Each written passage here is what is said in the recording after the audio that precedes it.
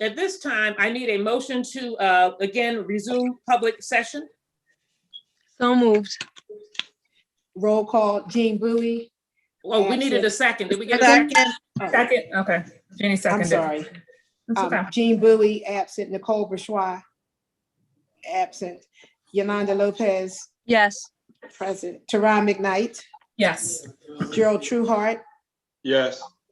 Jeannie Weeklam, Yes. Sade Williams, absent. Addie Daniels Lane. Yes, We have a quorum. absolutely. Okay, so at this particular time, we are back in our public session. We have concluded our executive session, and we're moving to the next phase of our meeting. The next phase of our meeting is public participation. The public participation section is slated for 60 minutes. We have a number of people who have signed up to speak publicly. And at this point, I am going to read the advisory with regard to public commentary.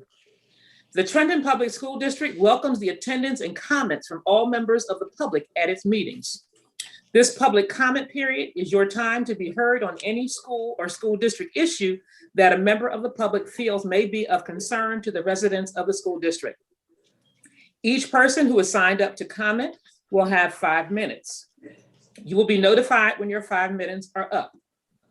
You cannot yield your time to another person. When it is your turn to speak, please address all of your comments to the board president. Please conduct yourself in a respectful and courteous manner. For anyone whose comments or actions either harass, intimidate, or threaten the safety of any person, we will provide you with a warning or immediately end your comment time. Also, if you curse, use vulgar language, or make personal attacks, we will provide you with a warning or end your comment time. Again, a warning against personal attacks. Comments that adhere to these guidelines will not be interrupted. Also, we ask that members of the public not interrupt the speaker during their public comment. If you have questions, please ask your questions during your 5-minute comment period. After the public comment period is closed, the board, superintendent, or a designee will address your questions to the extent provided by law. That is our public commentary advisory.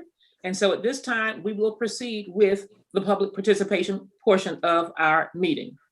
The first person whose name that I have on the list is Lynn Mitnall. And again, that first person is Lynn Mitnall. If I pronounced it incorrectly, I apologize. Miss Lane, there's nobody in the waiting room yet, but I pretty much told people based on your earlier statement that about 9 o'clock public participation would be starting. So nobody's in the waiting room yet. Okay. Okay. Okay. All right. So that means we'll just, we'll wait. And you can actually tell me who shows up first, and we'll go from there and go back to anybody that we may have missed.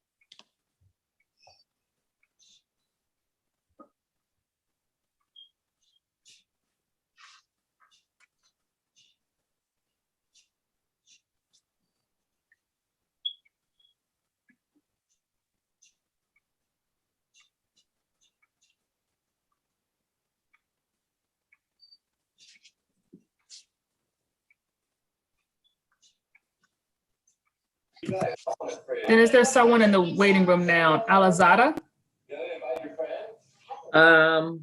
Dennis, yeah, I think. Anna Lazada, yes, she's on the list. Okay.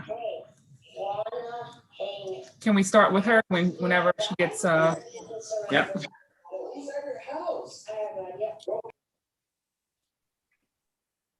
Okay, so this is our public participation section. We were waiting for our public to return, and I see that Miss Anna Lazada has returned. And so, Miss Lazada, we will start with you, if you're prepared to make your comments.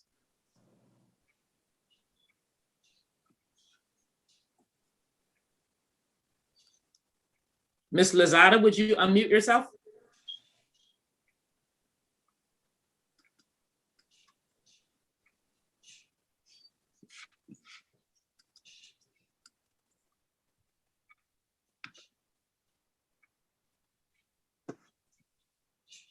Miss Anna Lazada, could you unmute yourself?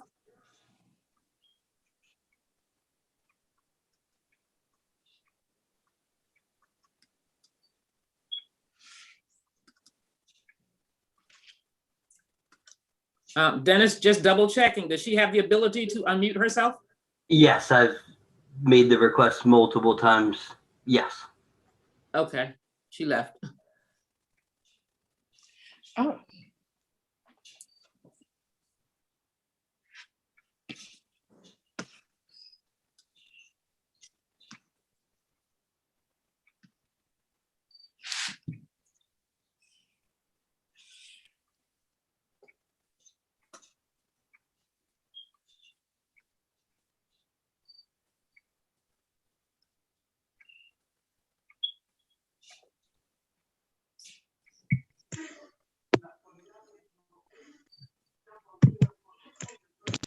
Hello? Oh, okay, Miss Lazada? Oh, I'm so sorry. I'm so sorry, but something was wrong with my computer. Okay. Yes, my name is Ana Lozada, and as everybody knows, I'm a bilingual kindergarten teacher. And I want to just express something simple, but the, the high importance, and, against this plan of return. Because our elementary student teachers, students are ready. They already followed a routine.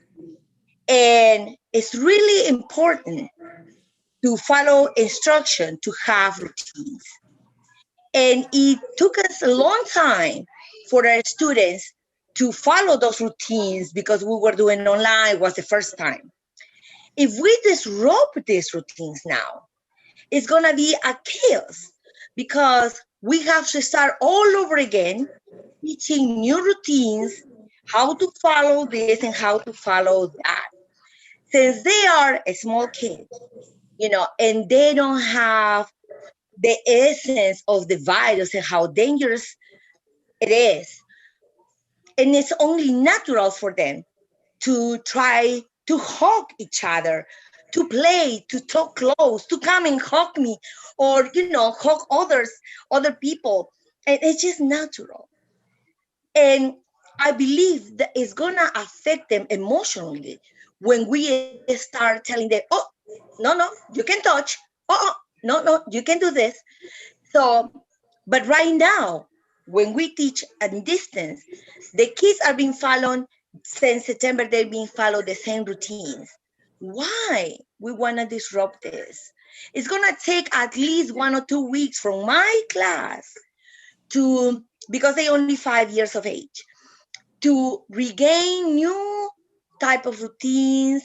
And I'm going to spend more time trying to keep them on task. I know on task of the lesson, but on task of all the regulation that they have to follow. I have to keep calling names, or put your mask on, don't touch this, wash your hand. It's going to be really disruptive. And what we are trying to avoid is 1 more minute of missing instruction. So that is what I'm here today, just pleading in name of my students. My students are learning correctly right now. They are reading in English, they are reading in Spanish, they are writing in Spanish, and they are start writing in English as well. So their education have not stopped at all. You know, we are sharing a lot, so we are doing a lot of emotional development as well, physical as too. But please don't damage that.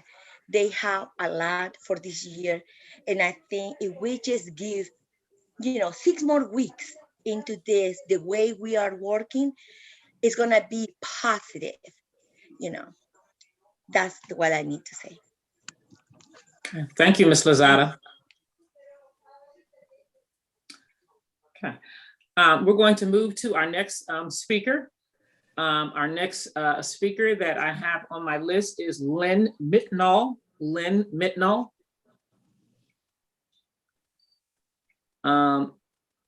Not seeing Lynn, I'll move to the next speaker and come back to him.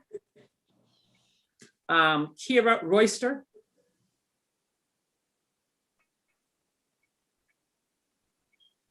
Kira Royster. Okay, not seeing Kira. I'll move to my next person and then come back to her. Chantel Wooten.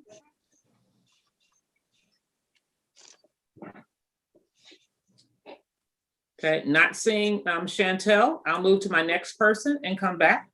John Forte.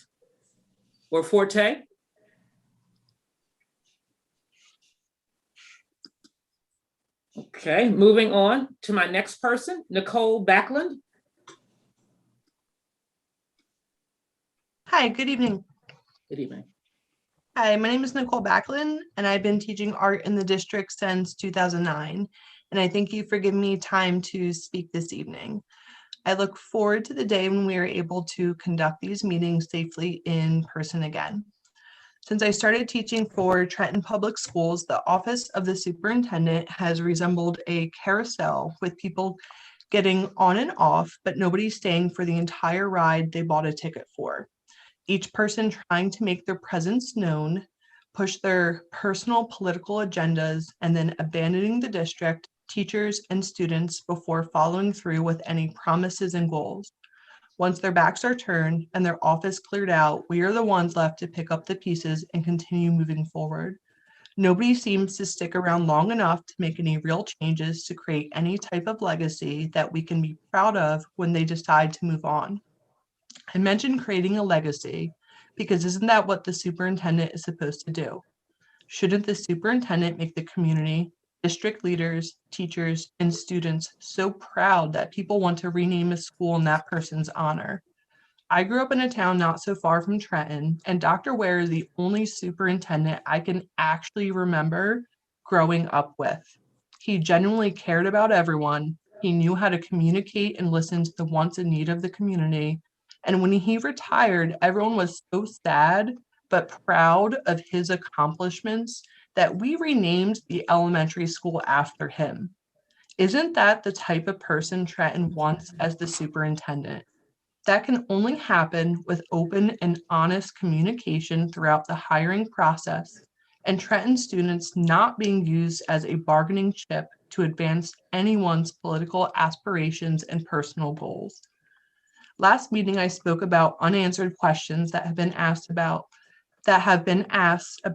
the push to move forward with schools being reopened on May 3rd. But students, and I urge the communication of these concerns to superintendent candidates, since communication has not always gotten a gold star in the past.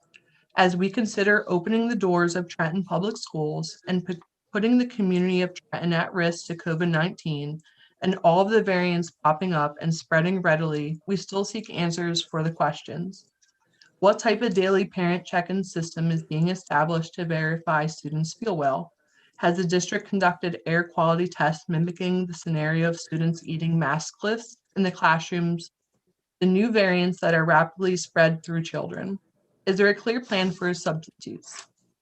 Has social distancing during fire drills, evacuations, and lockdowns been considered? Has any thought been given about how to reduce movement of high school and middle school students between classes? Is there a plan to quarantine teachers and student cohort groups if an individual tests positive for COVID-19? Lastly, the main questions that have yet to be answered is simply this: what are the benefits of students returning to in-person learning with all of the clear risks and unanswered questions that exist? Do these benefits outweigh the risks to the students, teachers, and ultimately the community? When open, honest, and genuine communication is established from the beginning and maintained, everyone benefits, especially the students. I ask the board to consider a candidate who will listen to the wants and needs of the community and someone who will truly put children first, like our district motto jokingly boasts. The Trenton Public Schools deserves a leader that will create a legacy we can all be proud of and look back on with fond memories like I do of Dr. Witt. These memories begin when you make a careful, informed, unbiased decision about who the next superintendent. Thank you for letting me speak this evening. Okay, thank you, Ms. Backlund. We will move on to the next person. The next person that I have on my list would be Dana Oliver.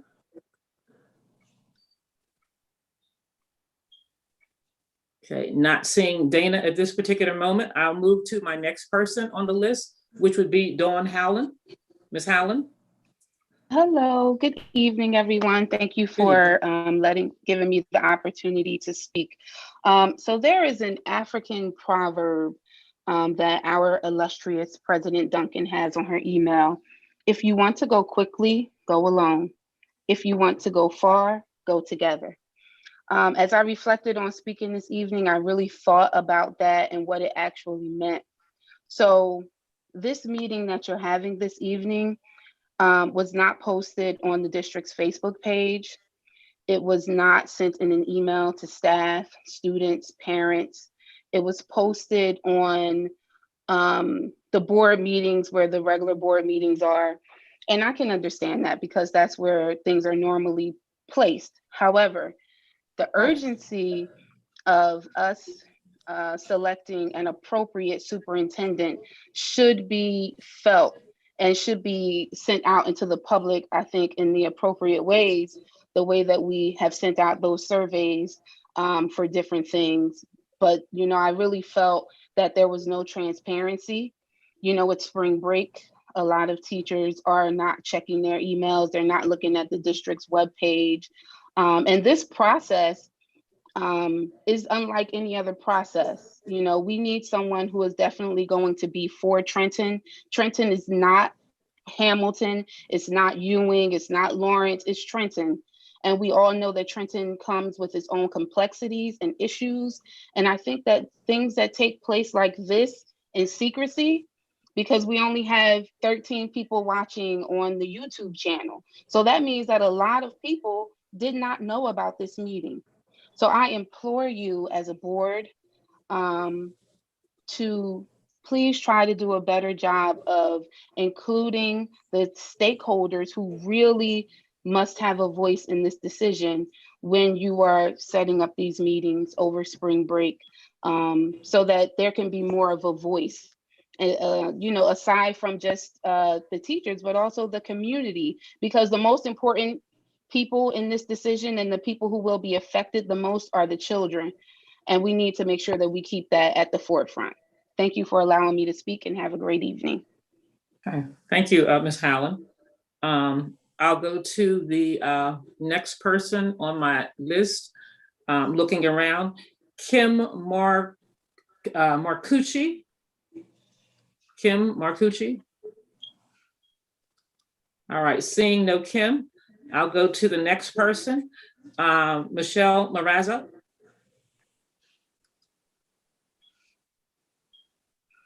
All right, seeing no Michelle, I'll go to my next person, Dr. John Ginden. Hello, thank you for your time or for the time to speak tonight. I'm going to just reiterate some of the concerns that my colleagues have with regards to reopening. But before that, I also want to say that I believe that leadership should be the example and should set the example when it comes to fulfilling any type of program that we insist to have. in less than 2 weeks, the staff is going to be called back to the building. On May 3rd, the children are also going to be called back to the building with recognition that our buildings are safe. All of our buildings are safe with that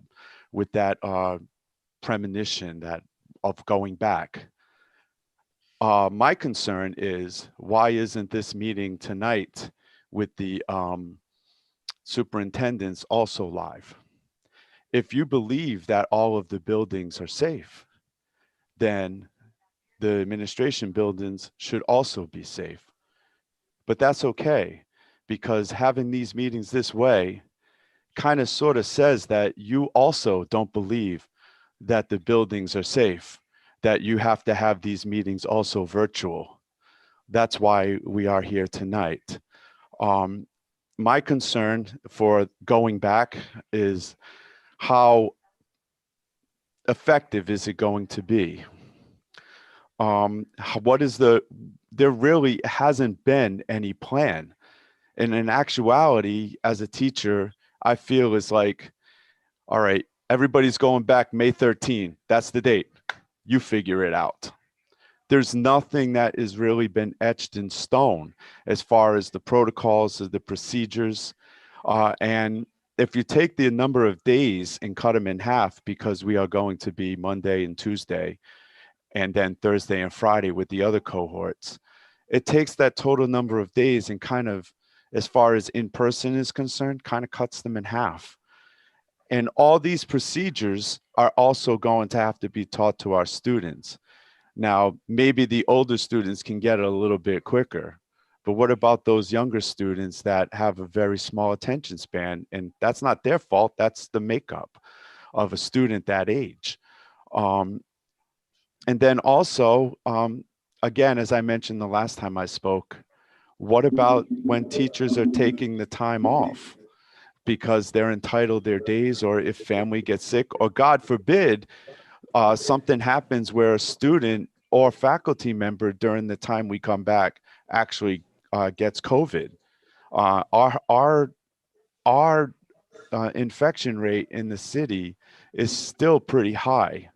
And God, I would not want to see anybody get sick for a mere 14 days of having instruction that is going on now safely, to be interrupted just for the fact of going back. I'm a health teacher too. So again, it's important to me for people to, maintain good health as well. So that's, one of the concerns, or some of the concerns I have, but also, like, how much time is it going to take for testing? We haven't considered that. How much time is it going to take for orientation for the students who have never been in the buildings that they're about to go back to? So orientation is going to have to take place on Monday and Tuesday, and then you're going to have to do it again on Thursday and Friday. So everything that we're going to have to do just for them to get accustomed to the time that we are going to be in school from May 3rd to basically June 21st, because that's when the marking period officially ends, even though we're in school until the 25th, does the risk outweigh the reward? I mean, to me, I think it's a no-brainer. And again, as I reiterated earlier before we started, we're still virtual. If the buildings and all the buildings are safe, wouldn't the Board of Education and central administration set the example that they have the faith in that all these buildings are safe, and then start having live meetings instead of being meeting virtually?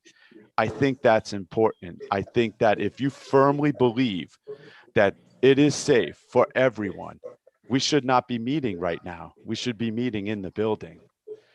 But that's your call. And but that also proves our point that even you don't believe it's safe. Thank you for your time. Okay, thank you, Dr. Gendon.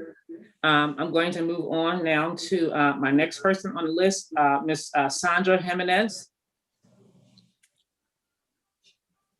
Sandra Jimenez. Okay, not seeing Sandra at this time. I'm going to move to Miss Marlena Ventura. Good evening. Good evening. My name is Marlena Ventura, and I am a kindergarten teacher at Columbus Elementary School and the second vice president of the Trenton Education Association. I am back again to voice my concern about reopening. There are still many reasons why we shouldn't reopen. But again, I'm going to talk about the lack of forethought the district has shown. I must again give you credit for getting our buildings ready to reopen, but the buildings are not what's causing my concerns. We are less than a month out from having students back in the buildings, and we finally get to know what hybrid teaching is going to look like. I must laugh because it is not really hybrid teaching. There is no benefit for the students coming to school. It is doing virtual learning with students in two different locations. It is teaching roulette. It is how many days will we go before we have to close school and quarantine people because of COVID cases in the school. Based on what has happened in central administration, I wouldn't be surprised if we closed the schools in the first week. But let's move on to instruction. Do you know what is taught in the first 6 weeks of an elementary school? I am sure President Lane, as a former principal at a Trenton school, we teach rituals and routines. Without teaching students the rules, procedures, and expectations, bedlam and chaos will occur in the classroom, and no teaching or learning can happen. Why does it take 6 weeks? It takes at least 17 repetitions. Yes, 17. I said 17 repetitions for a student to learn a new school. And the cohorts will be each cohort will be in school less than 17 days. And since this year we have to teach radically different routines because of COVID, all the teachers must assume that students, and I say students, I mean all students, have to learn new COVID routines and procedures. On the schedule, you allotted 10 minutes for breakfast. And I can tell you right now, it'll take longer, especially for the younger students. It'll take probably double that amount of time. What will my online students be doing while my in-person students are eating? What will my online students do? What will they be doing while I'm teaching these virtual rituals and routines? Students at home cannot practice a fire drill, a lockdown, how to go to the bathroom, or throw away their breakfast, the garbage from breakfast. Will they watch? Am I going to carry my laptop around with me as I walk around to model these very important procedures and routines? I must ask another question. Do you know how children learn best? I can tell you it is not from doing worksheets or staring at a computer screen, but doing virtual learning from two locations. That's exactly what they're going to be doing though. Children who are in school, especially the younger ones, should be allowed to learn through discovery and the use of manipulatives. However, this is not going to happen under the current plan. Again, I'm going to ask the board, why are we trying to open now? Are we doing it for the good of the children, or are we doing it for the political optics? If it's for the good of our students, don't you think more forethought should be put into a reopening plan, and we should remain virtual for the rest of the year? Thank you. Thank you, Ms. Ventura. Moving on, I'm moving to my next person, Ms. Kathy Graff. Yes, I'm here. I apologize for not having my screen on, but good evening, everyone. Good evening, board members and fellow colleagues. This evening, I would like to focus on the statement of value added versus risk. My name is Kathy Graff. I'm first VP of the Trenton Education Association, and there is a concern with lack of transparency in regards to the superintendent search and hybrid planning.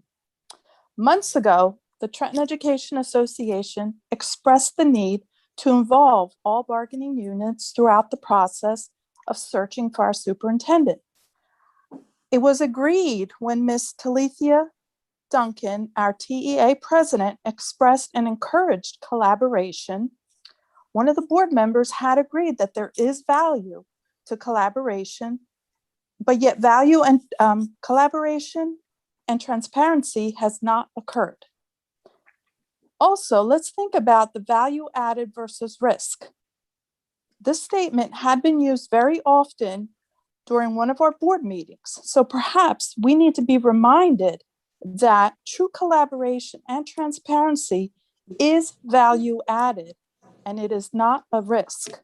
It is necessary to involve the Trenton Education Association during the superintendent search and this hybrid planning. For example, in the past, the Trenton Education Association was highly involved with the selection of Dr. Lytle and recently with Dr. Duran. They were two successful superintendents due to TA's involvement with this search. It is evident that collaboration with the Trenton Education Association would add value and not risk, and there would be an appropriate selection for a successful superintendent. As we think about value added versus risk, nothing that I have mentioned involved a risk.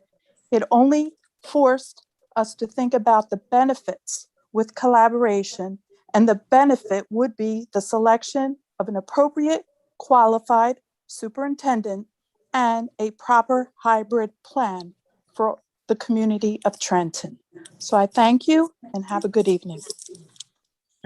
Thank you, Ms. Graff. I'm moving back to, I believe one of our previous speakers is now on, Ms. Dana Oliver. Good evening. Good evening. Excuse me. I just want to kind of reiterate or piggyback off of what all of my colleagues were stating. We're just very concerned. Again, my name is Dana Oliver, and I've been a part of the Trenton Public School District for 33 years. And in my 33 years, I've never seen anything like this. This is just plain sad. I'm a product of the Trenton Public Schools. Although I did not graduate from Trenton Central High School, my foundation was at Cadwalder in Junior 3. And I don't understand what we are doing. We claim that babies are first, our children are first. They are not first with this plan at all. There are so many questions that are left unanswered. Excuse me. And I don't see the point in virtual learning. You're having children come into a building, and staff members also, they're coming into a building to sit behind a computer. What is the point of that? What advantage? What are you going to do for testing? What are you going to do with, like they said earlier, children who are needing to learn rituals and routines? I'm at the 9th grade academy. Those kids have never been in 9th grade a day in their lives. How do they know how to access and move in a building or however? And then if we do take the test, we know that testing is, excuse me, 2 days of science. 2 days of language, 2 days of math, 1 day of science, or however, kids are coming in 2 days a week, AB. That's 4 weeks of the 6 weeks that you want us to come back. There are just not any clear plans. But the most, pressing thing that I'm upset about is, again, why would we bring us into this environment when it's going to cause chaos? And it doesn't sound like anybody has any true clear-cut plan to say what happens when COVID breaks out again. What happens when, like they said, student egress in the hallways? There are just so many, what kind of after school programs are there? What are the kids going to do who don't keep on their masks all day? Like, what is the benefit? What's the game? What's the end game?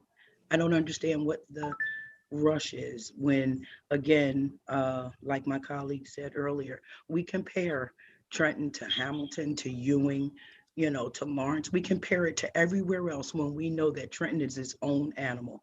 Again, I'm born and raised in Trenton. I'm a product of the Trenton Public Schools. And we know that Trenton is a whole different animal. We can't compare ourselves to West Windsor, Plainsville, Plainsboro, or none of those things. Why don't we compare apples to apples instead of always saying, oh, well, they're doing it here, they're doing it there. And I think it's just like my other colleague said, Nicole, it's optics. What is, we're not really caring for these children, and we definitely are not caring for our staff. So I think that, people should really rethink this. And again, thank you for the opportunity. All right, thank you, Ms. Oliver. Moving right along and looking around, that was Ms. Oliver. And so Ms. Talithia Duncan.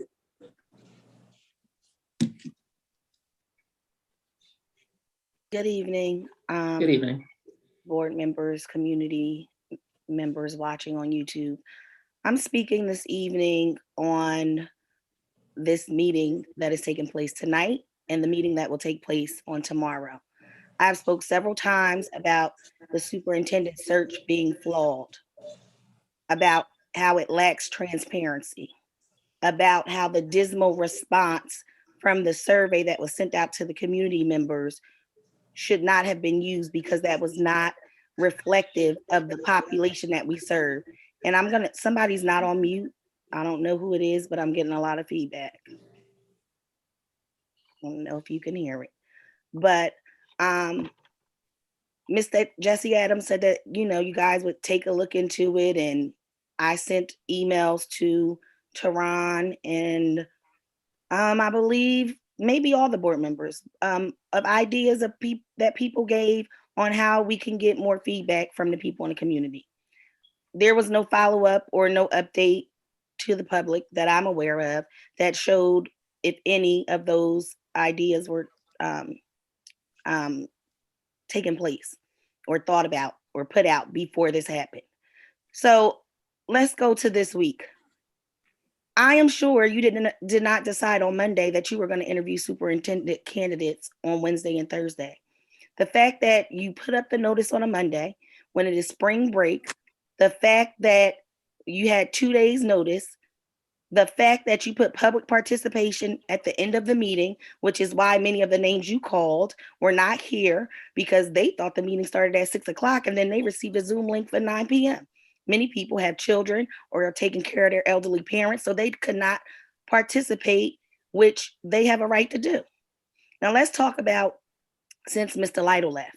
There have been 8 interim, acting, or permanent superintendents from 2006 until now. Like one of my colleagues said, Dr. Lytle, the process was transparent. It involved community members, stakeholders, and Trenton saw great gains while he was here. Fast forward to Dr. Durant. Initially, the process wasn't transparent, but once we got wind of what was taking place and we called people on the carpet, all the union heads were called. We were all able to give our input. In fact, there was a community forum, which I explained to Tehran on the last meeting, in which we got to ask Dr. Duran, Lucy Faria, and Dale Caldwell, because those were the 3 people. And they sat in the community room, in the board building auditorium, and our teachers and community members and other members of other unions in the district got to go around to speak to the candidates. We also got to research the candidates because we knew who the candidates were. I'm confused as to how many people you are all interviewing. Initially, I thought you received 27 applications. And then on the last update, I thought you narrowed it down to 9. Now I'm being told you may only be interviewing 4 candidates. And why doesn't the public know any of this? If I hadn't called to seek out the answers, I might not have known that it may only be 4 candidates. And we can only assume who one of the candidates of the 4 is, which would be Miss Diana.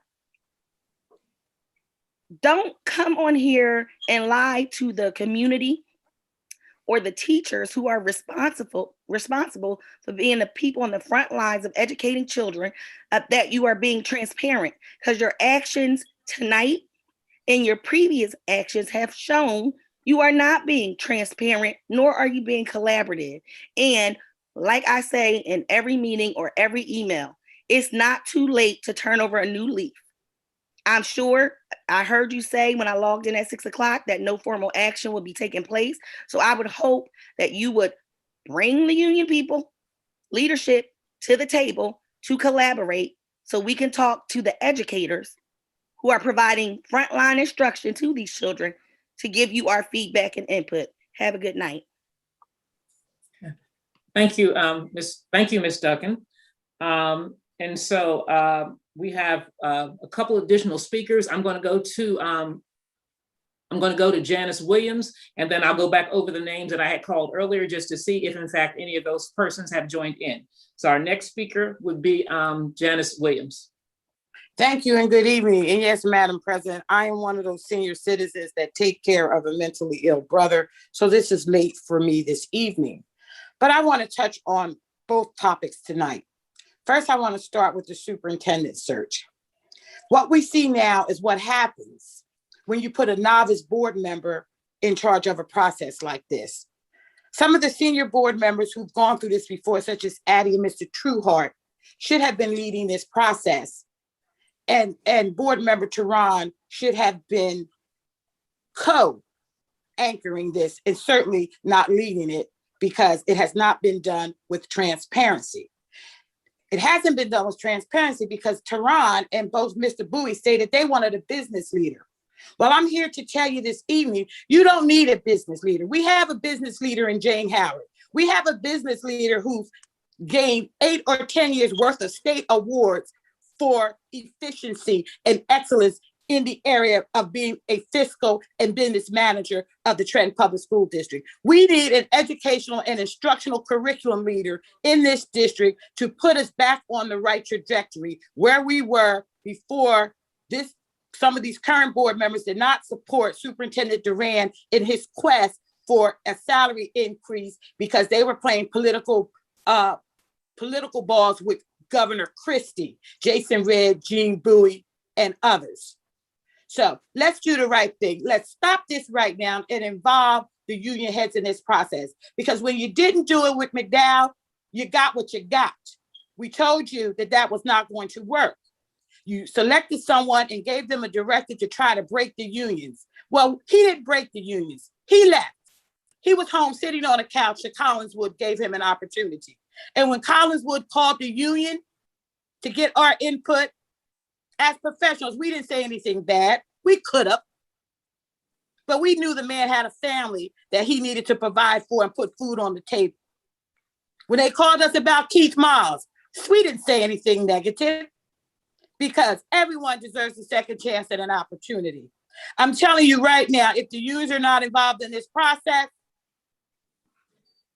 you are going to experience difficulty, just like you did with Fred McDowell. Again, that's what happens when you put a novice person in charge of a process that someone more senior should have been leading for the district. And Addie, as the president of the board, you should know that. Now, let me go back to the attempt to have teachers come back in person. I'm going to talk about value. But I'm going to start talking about value with those existing board members who have children who currently attend Trenton Public Schools. I'm even going to let Mr. Trueheart be involved in this, even though he chose to send his child to Lawrence since he works in Lawrence and he had the opportunity to educate his children in Lawrence. I'm offended by that because you don't need to be making decisions for our children when your child wasn't good enough to attend our school and you want to make decisions for poor brown and black children, but you opted to send your child to Lawrence. Shame on you for that. Now, you have yet as a board and your central leadership team has yet to tell you or explain to you the value of coming back in person. Here's what your central leadership told us. Well, there is really no value. There is no learning loss that we're going to recoup. There is no social and emotional just that's going to take place. We just need to get them back in the building. That's coming from your leadership team. What of value was in that statement, Addie, a former teacher, vice principal, principal?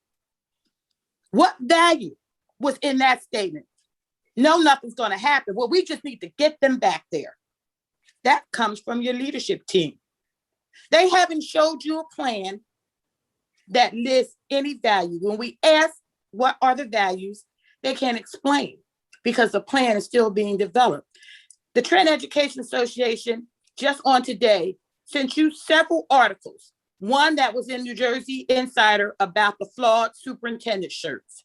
Two, about what is hybrid instruction, that gave you a litany of questions that you should be asking this leadership team, especially the educators that sit on the board. I could see the non-educators not knowing what to ask.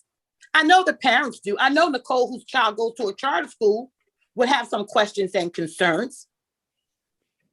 Use those questions. What is hybrid instruction? What does it look like? What does it mean? What are the unanswered questions that your leadership team have not provided answers for? Then you got an article today about the virus versus the rewards. What are the rewards? Look at that information, digest it. You're highly intelligent people. Go beyond what you're being told by a leadership team who couldn't tell us why we had to bring our kids back, except they had to come back because we needed them back in the building. Not that there was going to be anything taking place regarding learning. You need to do your due diligence and you need to do the right thing. And lastly, I don't even know why you have less than a minute left. Okay, that's fine. While we're still having this conversation, when the city health people are going to tell you we're in the red zone, because you were attempting, this board was attempting to bring us back before the health officials shut it down. It was your intent to try to bring us back in January and February. Well, we're still, newsflash, we're still in the red zone. Thank you for your time and attention. Okay, thank you, Ms. Williams. So I'm going to go over our list one more time, just to be sure that everyone is given the opportunity. So I had Lynn Mitnall. I also had Kira Royster. I also had Chantel Wooten, John Fort, Kim Marcucci, Michelle Marazzo, Sandra Jimenez. Okay, all right, so at this particular time, that will conclude public participation. Those folks that had signed up that did not respond, again, I just went through the list again, so I want to thank you for the attempt and thank you to those who commented. The board has heard your concerns, and certainly we will take them in consideration and respond at the appropriate time. And I will just say this initially in response to a couple concerns that were raised.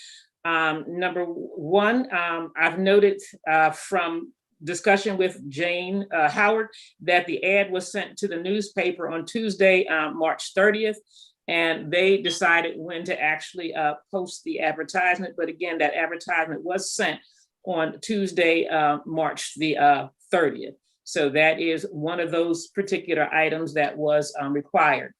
Other than that, the advertisement for the meeting was posted in the places where it in fact is normally posted. You know, we regret a little that you're on vacation. However, the virtual format allows people to participate from wherever you are. So that is one of the unfortunate but good things about virtual, is that you can participate wherever you are around the world as long as you have an internet connection. The other thing that I would like to say is that I have full faith and confidence in Tehran's ability to lead the superintendent search.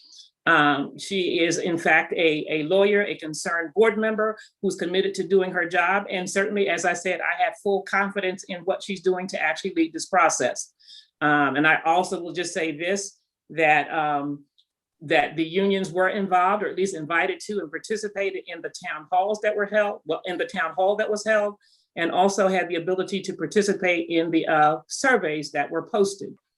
I would also say that I know that one of the actions that we took in response to issues that were raised about the accessibility for parents is that we actually had the, I believe it's called a QR code posted at different locations around the district so that additional parents could actually access the survey very easily just with their by the touch of their smartphone so that they could actually access and respond to the survey. We also reopened the survey, so it's still, it was still an active survey. So those are just a few of the responses that I had with respect to the concerns that were raised. And certainly those about reopening, I think that decision was put forth way back in February or March when initially it was postponed because of concerns about the level of the virus in the city of Trenton. And of course, before any other action takes place in terms of we're moving forward with reopening as of now, and certainly the health department will be consulted in terms of where the city stands with respect to the COVID virus within the city. So just a couple of things. And of course, all those questions about rituals, routines, and procedures, we'll ask the superintendent to follow up with those particular concerns. All right, so that's just some initial comments in response to the concerns that were placed. I'm not sure that anyone else would like to comment before we actually close out. No. Okay. Hearing no additional concerns or comments at this particular point in time, what I'd like to do at this time is entertain a motion to adjourn. So moved. Second? Roll call, Jean Bowie, absent. Nicole Bourgeois, absent. Yolanda Lopez, Yes. Teron McKnight, Yes. Gerald Trueheart, Yes. Jeannie Weekland, Yes. Sade Williams, absent. Addie Daniels Lane. Yes. Meeting adjourned.